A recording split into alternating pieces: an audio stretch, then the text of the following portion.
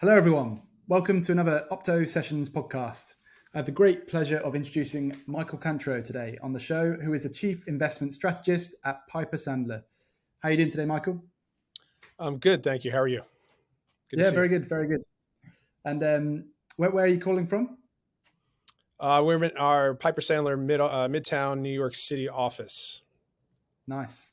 Is that the main place you work from nowadays? And It's a mix between travel. I was on the road early this week in Ohio, and I'm in the office today. So I kind of mix it up between a little bit at home, a little bit on the road, and a little bit in the office.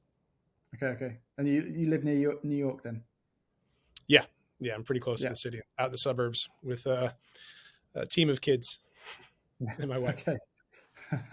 And you have to travel a lot for work, or is this going out to other Piper Sandler offices, or are you meeting people? Or... Yeah, we there's part of the job is going to see clients face to face and discussing our research and the markets and the macro outlook. It's something I actually enjoy doing. The traveling and logistical part of it, not so much, but certainly seeing the same people year after year is and hopefully trying to help them out is a plus to this job. Yeah, definitely. I can see that. So I thought we could start by going over the framework that is pinned to the top of your Twitter, Hope, which is explains how the economy responds to changes in rates, which I thought was really interesting. So I mean, it'd be great to sort of dive into that in detail. Sure. Yeah. So HOPE, which stands for Housing, Orders, Profits, Employment, is the sequence in which the economy accelerates and decelerates across history. There could also, between in different macro regimes and different periods across history, the lags between those different events and the magnitudes of a downturn or a recovery could be slightly variable. But it's kind of an oversimplification of what the Conference Board does with their leading indicators, coincident economic indicators, and lagging economic indicators. It ultimately helps us navigate the period between the beginning of an easing cycle or a tightening cycle, because there's significant lags in how long it takes once the Fed starts raising rates and it starts to show up in different parts of the economy. First in housing, always. Last in employment, always. So this HOPE framework allows us to navigate that lag with some guideposts and somewhat of a map to follow to help us understand whether or not that tightening cycle or easing cycle in a recovery is actually playing out. And so in the last year and a half, obviously we've had quite the broad-based global tightening cycle. And so far, we've seen a pretty big hit to the housing market in the United States, specifically some of the most leading indicators of housing, like building permits and housing sentiment. But we still believe most of the impact onto employment is ahead of us over the next 12 months or so. And how big is that? The time difference between, because it appeared to be quite a long time between when the housing starts to show signs of weakness and then employment finally starting to sort of show those signs as well. Yeah, there is anywhere between, say, a 15 and almost a 2-year lag, depending on which housing data you're looking at. And when we talk about housing data, it's again specifically the leading indicators of housing. So that wouldn't include home prices or house prices, which are the lagging indicators. So typically, It's about, if we're looking at something like the NHB index, which is a proxy of builder sentiment, or building permits, it's about 15 months. And I say about because there's no hard and fast rules. These things are not exact. Economics is just social science. So every cycle is a little different in terms of the behavioral aspects to how people react, which are also different due to the secular backdrop. Do we have a 40-year high in inflation? And have we just had a pandemic? Yeah. So these are things that could certainly change the lags a little bit. But that's why, again, we have kind of this roadmap that doesn't just have one or two waypoints, but really multiple waypoints to ultimately getting to employment. And you're not going to hit employment until you hit profits, which we're seeing earnings estimates fall now for about nine months or so. And we think there's several more months, quarters of weaker earnings estimates ahead. And so the housing data that's deteriorated is really just kind of the heads up for investors to start thinking about how long and how big of a downturn we're going to have. Mm-hmm. Yeah, I've heard, I've not looked into it too much, but I've heard some of the earnings might be, theoretically worse than they appear because some of the big firms have been doing some clever accounting tricks to stop them looking so bad. But this is not something I've looked into in depth. But so, on this scale, where are we now? Are we starting to see the signs of employment to turn? It's been very strong for quite some time now. This is one of the reasons why the Fed's been been able to be quite strong on their inflation, hitting inflation with increasing the funds rate. Yeah, let me show you some charts on some of the material we use and we share with clients.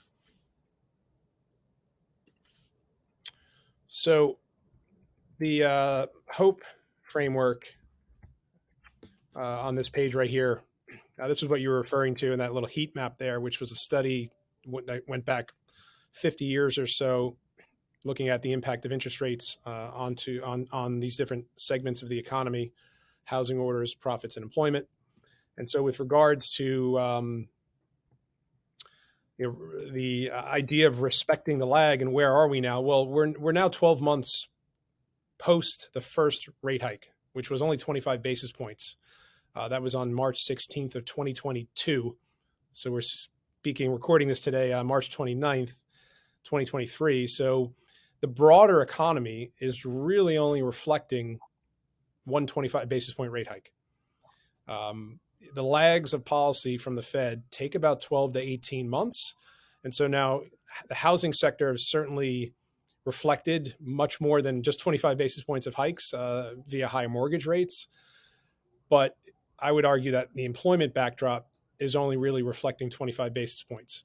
And as we go forward, we're going to see that story evolve and the digestion process that always takes place after a year of tightening play out. And so this chart here I'm showing is the lagged effect or the change in Fed policy on leading indicators like the ISM index, which is think of it as a monthly measure of GDP, whether it's getting better or worse. When you're below 50, things are decelerating. ISM, this metric now is at about 47. So it tells you the economy is contracting with regards to manufacturing activity on new orders. But what you want to focus on is that thin blue line, which, as you can see, is still all ahead of us in terms of the impact of what the Fed has done. Similarly, we see that on earnings. Here's a chart that takes a different leading indicator, looking at here at long-term interest rates as a leading indicator of the profit cycle. And so we just crossed into negative territory in terms of where earnings growth is expected. And again, we still have the bulk of the Fed's tightening cycle yet to be digested, which means that we're going to likely see a backdrop of a continuation of weak earnings expectations or falling earnings revisions, especially in the next 12 months as that tightening cycle, for lack of a better word, shows up in the economic and earnings data.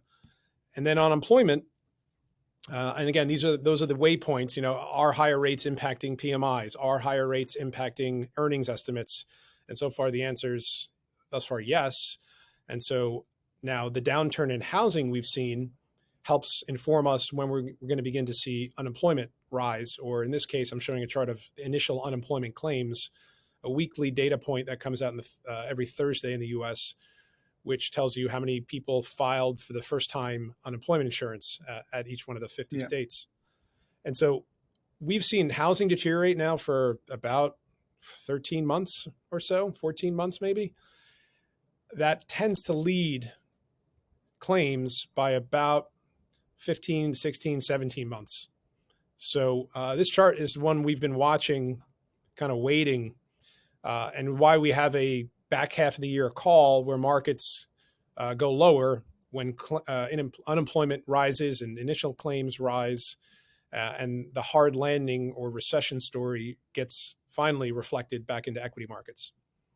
So that's where we are right now. Yeah, I was just going to say, so can we just build on that point a bit about your sort of outlook for maybe the year ahead?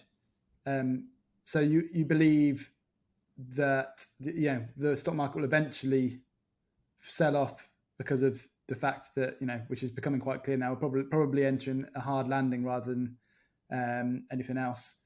And then the other thing on top of that is just obviously people have also been talking about how the liquidity has actually increased recently with the Fed helping the banking sector, basically access distressed funds to support them in this period. But there's a bit of debate over whether or not that is actually will be reflected in the economy at all, and it might just be restricted to that sector because they have to pay it back eventually. Yeah, I think that's an important point. The Fed's not going out there and buying anything like they had done during quantitative easing prior to last year. The Fed is acting as the lender of last resort.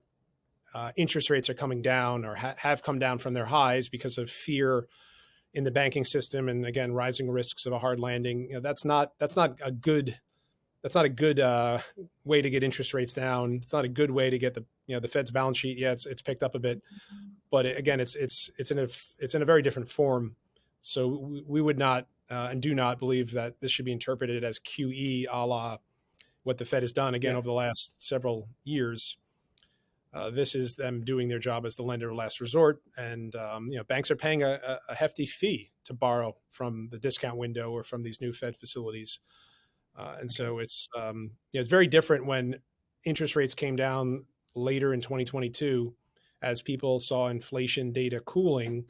That I would say is a good thing to get rates down. However, when rates are going down and credit spreads are widening, which is the backdrop we've had in the month of March, that's a bad thing for equities. And while the broader markets thus far have kind of held in there, and I think that's largely due to the employment backdrop, which is not yet broadly deteriorating, underneath the surface of the market, which is where the messages from the market are most informative. We have, for example, today, the NASDAQ, the QQQ, is near a 6-month high, whereas the small cap Russell 2000 index is just off a 6-month low. So there's been this massive rotation into quality, stability, growth, and away from risk on, low quality, junk, cyclicality, and beta in the last really beginning in early February. So our market outlook, I'm sharing this page here. This is a chart from January 11th, the beginning of this year when we did our outlook. We've, we're painted as bears because of our year-end target. We're not, we're still in, again, I guess we'll be in early April soon. But this chart's not updated. And our message to investors, our clients have been, the market's going to be range bound until we break out of either this inflation issue or we go into a hard landing and see unemployment rise. And everything we see is pointing to the latter, that we're going to see the unemployment rate go up. And that's what's going to break the market below into new lows. And our tools point to that beginning some point in the second half, early second half of this year. So our message to investors has been kind of remain balanced for now in the short term, for those that are more short-term focused, and prepare for a hard landing or recession, which historically doesn't get priced in until it actually happens. Let me just show you one chart here, because I often say, and I put this on Twitter quite a few times, the market's not forward-looking. Yeah. And that's a concept that we're always taught and told as in school, in business school, and certainly as we come up in our professional careers. But I think the data really suggests otherwise, which this chart here shows. This is a chart of the S&P 500 on the top panel and unemployment claims on the bottom panel. And if you look at the last all of the recessions back to 1960, the market doesn't peak, or the bear market doesn't really begin until unemployment claims are rising. It doesn't happen 3, 6, 9 months ahead of that. And I think that's ultimately why the broader indices are holding in now. Investors are clearly positioning differently in the last couple of months. And that's, again, that message is quite clear. But if you're just looking at the S&P or the NASDAQ, you're not going to see that. You're not going to see the churn and the repositioning underneath the headline indices. The market's always the last thing to fall, whereas pieces of the markets are avoided before that ultimate decline in equities that happens when claims rise. Mm-hmm. And what are your thoughts on the theory that people sort of some conjecture that, if, as soon as the economy starts to worsen with data such as this, if CPI also declines significantly, I mean, this is an if, the Fed, would normally point more towards a cutting sort of agenda later in the year, and then the stock market would because you're saying it's not forward looking, so maybe people might risk assets might go up because they're expecting the hikes, the cuts to come in. Sorry. Yeah. So in every recession, the Fed starts cutting rates when unemployment starts to rise. Yeah. Yet the market, and maybe it always causes many or multiple bear market rallies. We saw that throughout 2007, 2008. We saw that throughout 2000 and 2001, and any other long period of a bear market.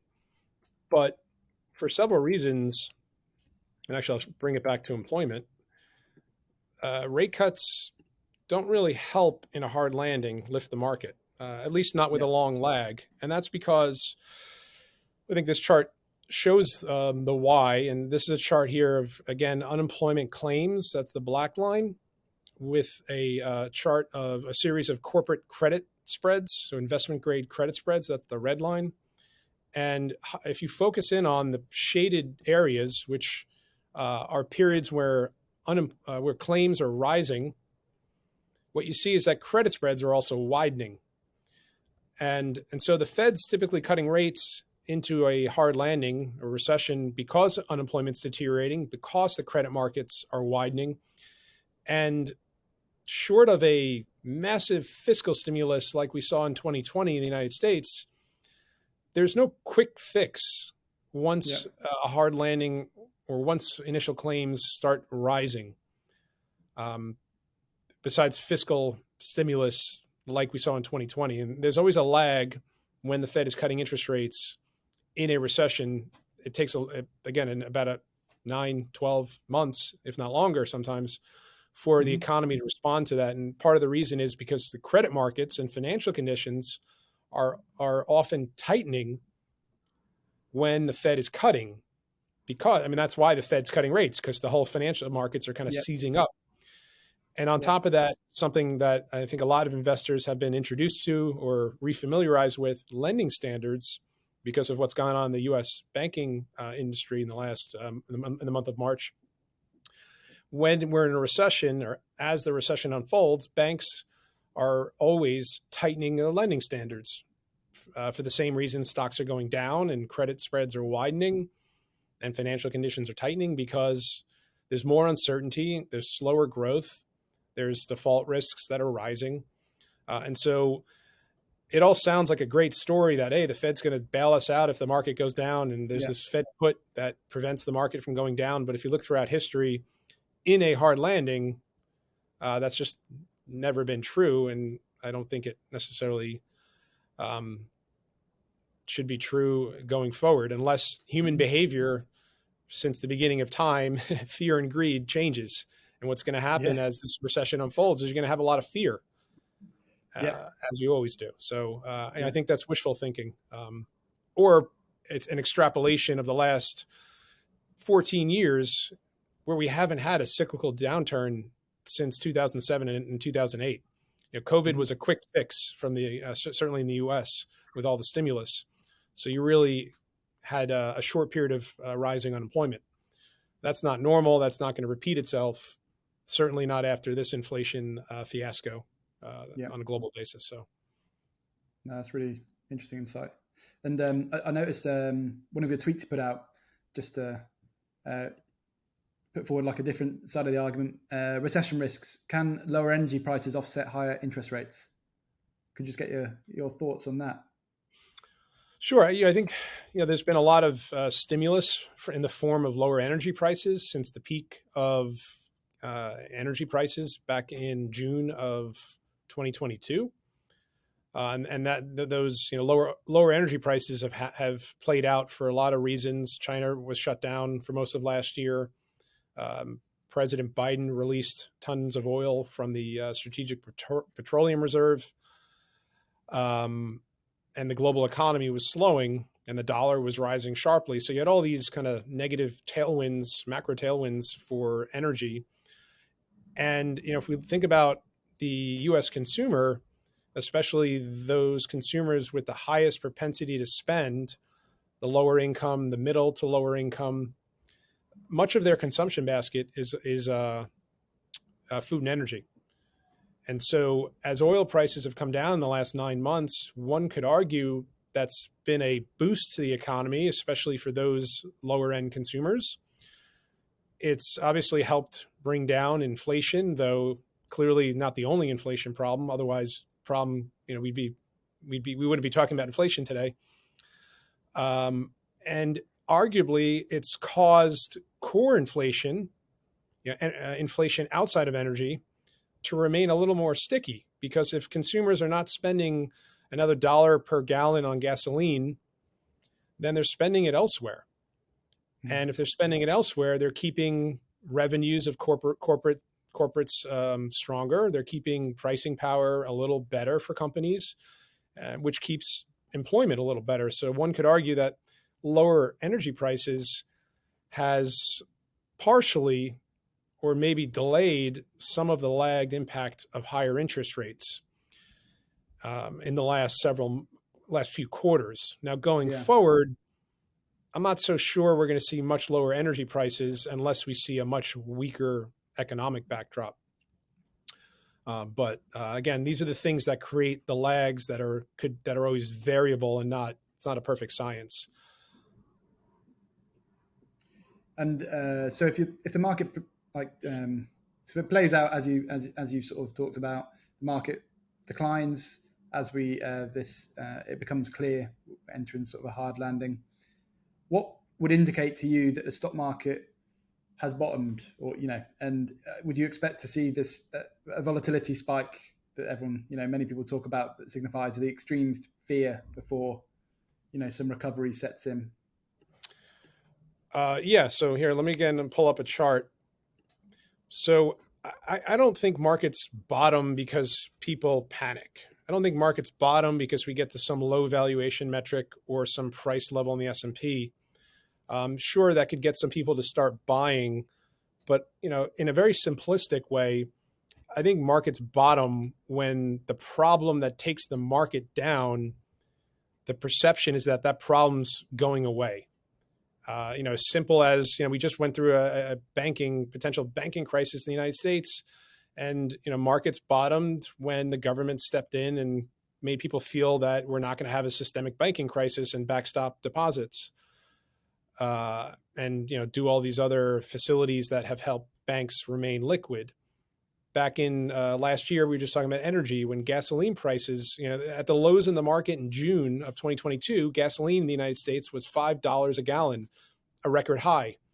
As that problem started to go away, or as gasoline prices started to come down, the markets rallied because they viewed that was the major problem in June of last year, and that major problem started to fade. So when we talk about market bottoms and sustainable new bull markets, there's always a sustainable housing rebound that corresponds with every one of those market bottoms. So this chart here is building permits on top, back to 1960. And I've highlighted every single major market bottom back to 1960. And what you notice is that in all of them, housing data is doing a V-shaped recovery or is just starting to improve and trend higher. And so I don't look for panic to turn bullish. I don't look for sentiment. I look for a shift in the macro backdrop, because most of these downturns are a result of a recession, and recessions don't end until housing bottoms. And that's been a big topic of debate in the last few months, because in the United States, mortgage rates are off their highs a little bit. We've seen some improvement in some housing data. Housing stocks have performed quite well. And that is stuff you have seen literally at the end, near the end of every Fed tightening cycle. And so on the cover of my handout, we have these news clippings from history showing how investors always believe there's a soft landing, because when the Fed is done, mortgage rates start to come down and housing data bounces. But the difference between a recession and a soft landing, again, goes back to employment, and whether or not employment takes housing down, the whole economy down, ultimately is the question from here. And that's why, I believe it will. But this chart here of the NAHB index, which is a series of home builder sentiment, what you can see here, and I'm plotting it with the Fed funds rate on the bottom, is that even in recession, housing data, or before a recession starts, housing data bounces every time. So we would be very, given our forward-looking indicators, we wouldn't be chasing the no landing or recovery narrative here. Yep. We think this is a bounce, a head fake, not a sustainable bottom in equities or the economy. Very interesting. And what data are you using there for housing? What specifically are you looking at? Was it building permits? This year, and you notice like I've talked about housing. I can use a bunch of different indicators to talk about the same general topic. This here is the NAHB index, or National Association of Home Builders Sentiment Index. The data is on their website. It's free. You can download it. It basically looks at builder sentiment with regards to current traffic, how many people are asking about new homes, and their views on sales activity in the housing market. Home builder stocks have done well, but if you look at all other aspects of the housing related industries, consumer electronics, home furnishings, household durables, you've seen massive underperformance in these housing related areas. So kind of the more beta driven aspects of housing. And that's just not what a housing recovery looks like in terms of a sustainable bottom. In 2020, in 2009, in 2003, and every other bottom in housing and bottom in the economy and bottom in the market, all of the housing related industry groups were outperforming strongly and sustainably. And that's not something we're seeing today at all. It's really only the home builders. And I think that's largely because people are investing in them or trading them as a way to express their view on the Fed's done and mortgage rates are going to come down. Mm-hmm. And that could work ultimately until either the housing data doesn't get better, and that's usually because employment trends are starting to get worse. Yeah. Okay. So we recently just told clients it's time to take profits on home builders, because we think home builders will follow the rest of the housing related stocks, which have been sharply underperforming now for several months. Yeah, very interesting. Never ceases to amaze me how complex the financial markets are and how many intricate variables there are that are running at any one point in time.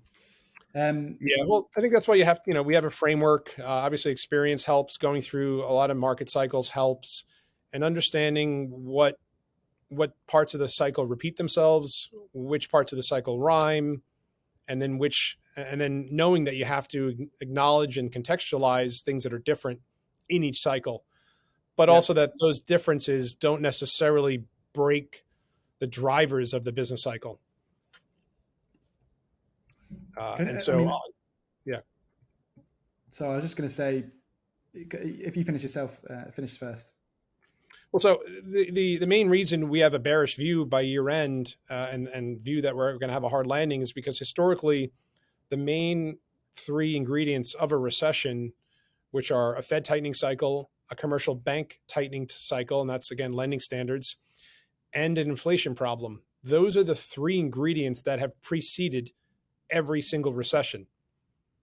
Soft landings are preceded by a Fed tightening cycle, but one that corresponds with very low inflation. Think 2017 and 2018, inflation was quite low around the world, especially in food and energy, and easier banks lending standards. Commercial banks in the United States, and I believe in Europe too, were easing lending standards back in 2017 and 2018 while the Fed was raising rates. So that's not the combination we have today, and is why, again, simply we think that we're going to have a hard landing, and we're seeing plenty of evidence that we're moving in that direction. Yeah. And can you just quickly touch on a bit about your background and your day-to-day at Piper Sandler? Sure. So I've been doing this about 20 years. I started my career at a bulge bracket at Merrill Lynch, working in a small cap strategy team.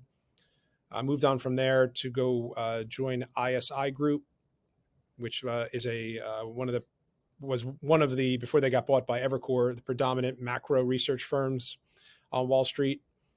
I was there for several years, then went on to move to go work at another research shop called Wolfe Research. Again, all the time working as a macro strategist. And then in 2013, Cornerstone Macro was formed, which was kind of a trying to recreate that special macro franchise that we had back at ISI.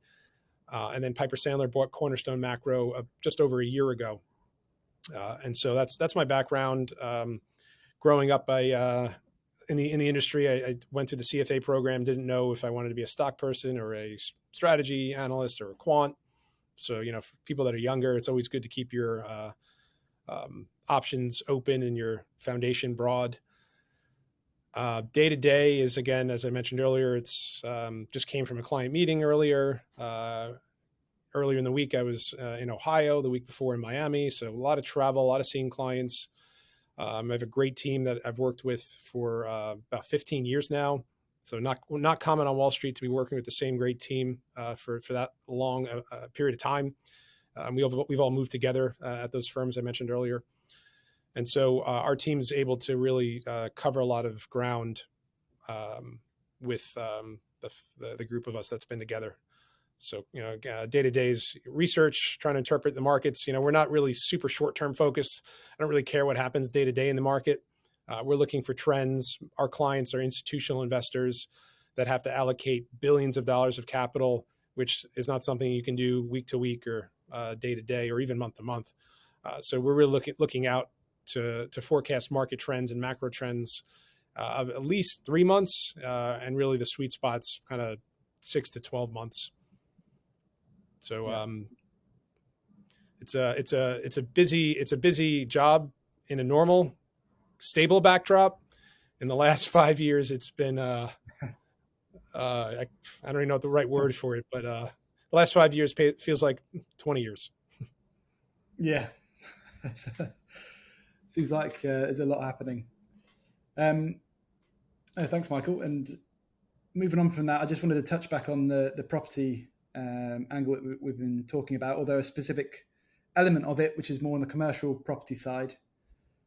People starting to talk about how there could be some big problems coming up related to the US banks that's sort of becoming stricter with their lending standards, particularly they class as small banks, I think, but they're still, pretty big banks.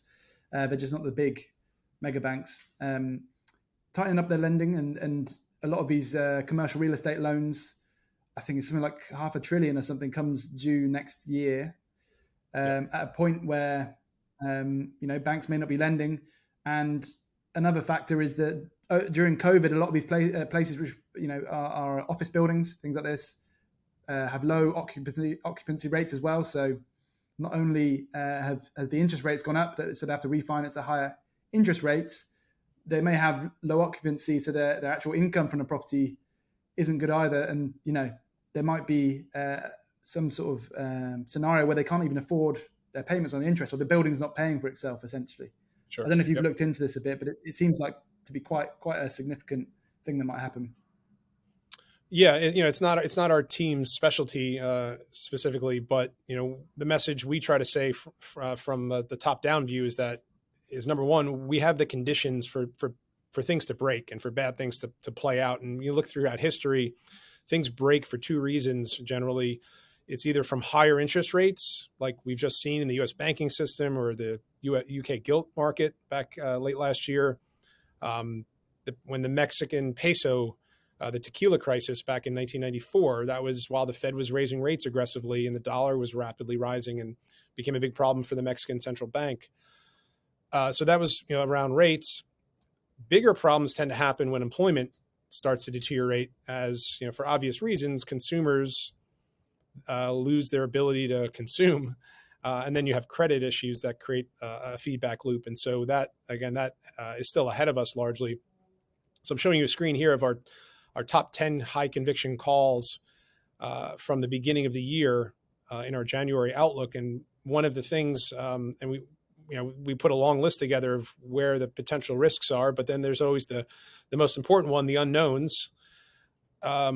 What's going to break this year? So we've already seen obviously a break somewhat in the banking system, and we think about the 2008 crisis in the context of large banks and residential real estate, and this is kind of I don't know, guys, ironic now that it's in small banks and commercial real estate where the fears are, and that's mostly where the lending has taken place on the commercial real estate side in the smaller banks. So that's going to be concerning, and especially again as we go back to jobs, and really it's jobs. Why does the stock market go down when jobless claims are rising? Is because it has to do with credit. And for commercial real estate, obviously, as people lose jobs, then that creates an even bigger problem for those buildings. So it's something we're watching a lot of data around there. But again, it's not our goal is not to find the next default, and we've already seen a few strategic defaults in some large commercial real estate companies. And again, what we know from history is that the weaker links or the excesses break first. We saw that with technology. Crypto blew up before the banking system kind of had its problems in the U.S. because there were a lot of excesses, a lot of companies that benefited from zero interest rates. The whole tech sector last year has underperformed because they're most sensitive to that, and that's where 13 years of zero interest rates really benefited the most, the tech sector. So fintech companies and crypto was kind of the leading edge of that risk taking. So, there's plenty of data that's suggesting commercial real estate is going to get hit. How hard will it get hit? How systemic will it be? That's hard to know with certainty. But again, do we have the conditions for problems to arise? Yes. Are the probabilities high enough where investors should, does it warrant caution for investors? Absolutely. And this is just not a time in the equity market to be looking to hit home runs and make large bets. Certainly not on the bullish side, in our opinion. And given all this uncertainty and the potential hard landing that's coming up, how are you advising clients asset allocate in this scenario? Do you still see the Fed cutting and maybe bonds trade? Is it an interesting one?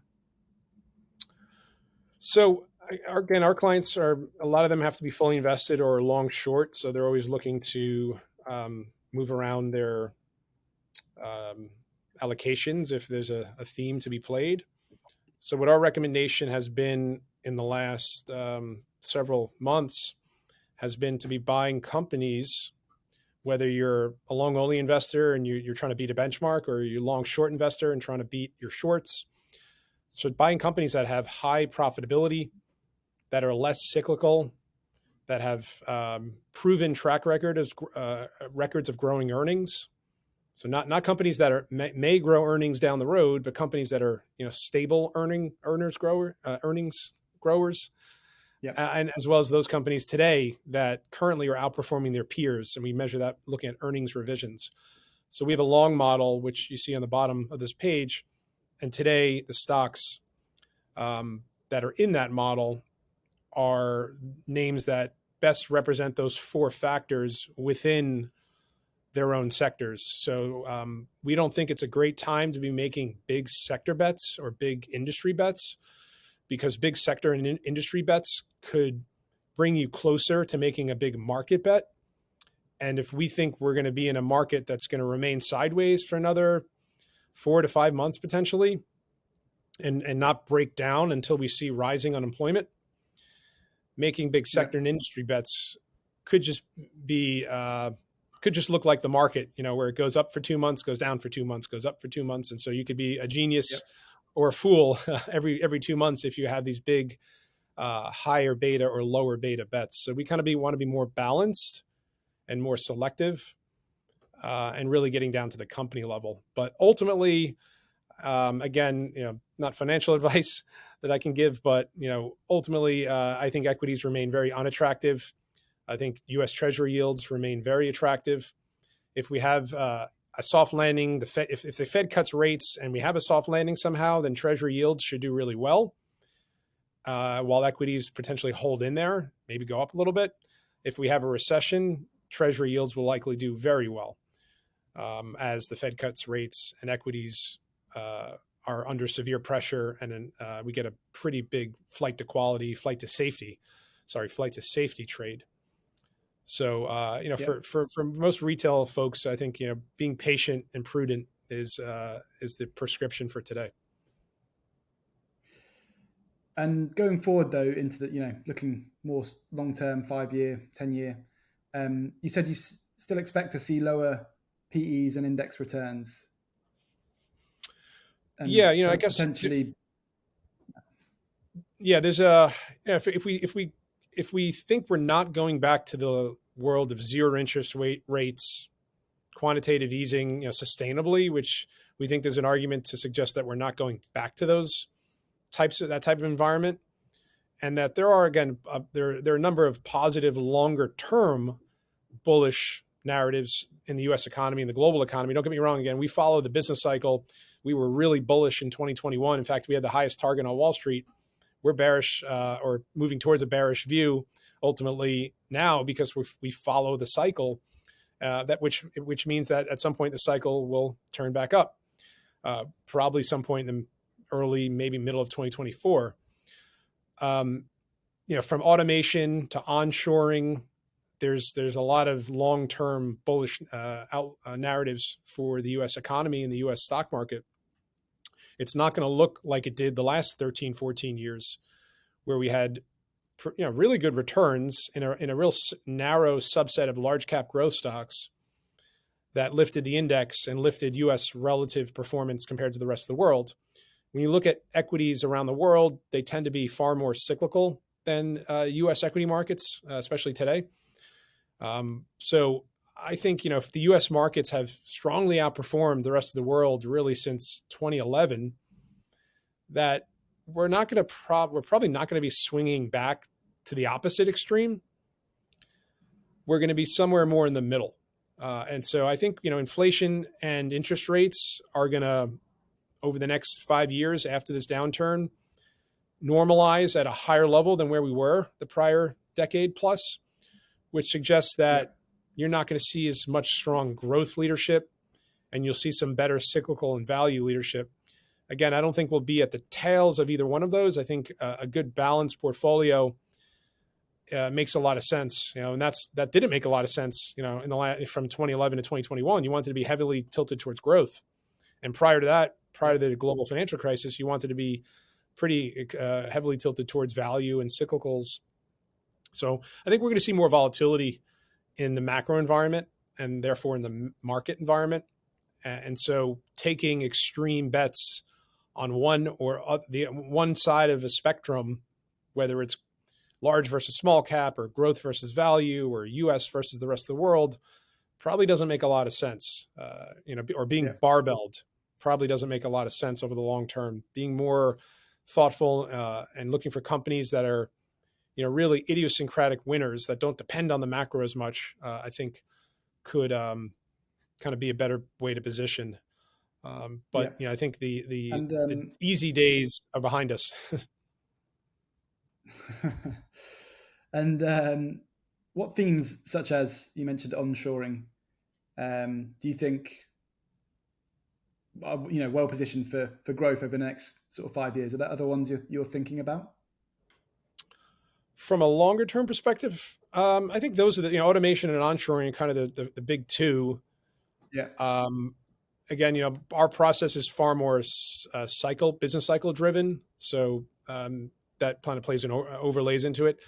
But, I think demographics is another theme, and, kind of understanding of there's still a lot of baby boomers that are on kind of more stable incomes now because they're coming from the government as opposed to their jobs that can be more cyclical. So trying to figure out, what are the cohorts in the economy that are set to spend more in the next 5 to 10 years. I think also how fiscal policy will adapt in a world where interest rates are a little higher, and what that means for the business cycle. Fiscal policy is often used to smooth out the business cycle. If we don't have the ammunition for more fiscal stimulus because of rising interest rate costs and a lot of policy debate between, raising taxes, and we can have a whole session about that. But I think, again, it just leads to more volatility in the business cycle. We don't have all these quote unquote puts from the Fed or from the fiscal government, I think, or it's going to be more difficult. Things are going to have to get worse to get government stimulus compared to the last 20 years, 30 years. Well, Michael, it's been great to have this call, and thank you for conveying all your wisdom for all of us.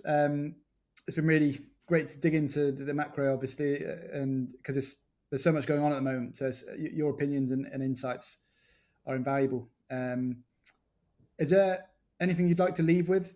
And also, could you potentially let the audience know where they can find you and get more insights from you on Twitter or any other social channels you sort of post on? Sure. Yeah, I'll pull up one more chart, perhaps. A second here.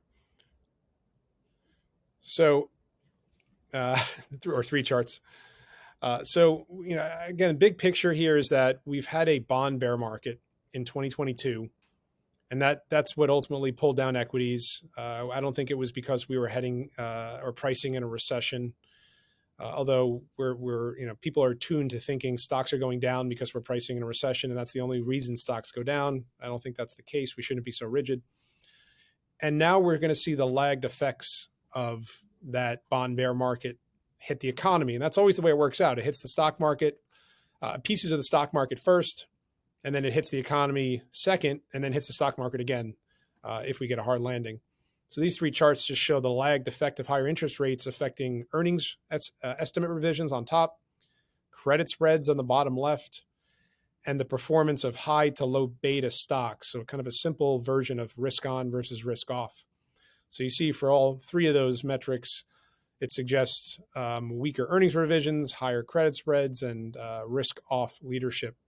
So again, I think the broad message to take away here is just to be patient and prudent, waiting for the next opportunity where the probabilities of stocks going up is much greater than they are today. And I'd say today they're pretty low, looking out 6 months or so.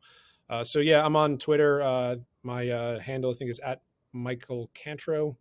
My full name is Michael Kantrowitz, but I keep it short. Kantrow's been my nickname since middle school. So it seems to work. But yeah, but thank you very much for having me. This has been a lot of fun, and I look forward to doing it again sometime soon. Yeah, that'd be great. Thanks, Michael. Have a good rest of the day. All right. Thanks. You too. Bye-bye.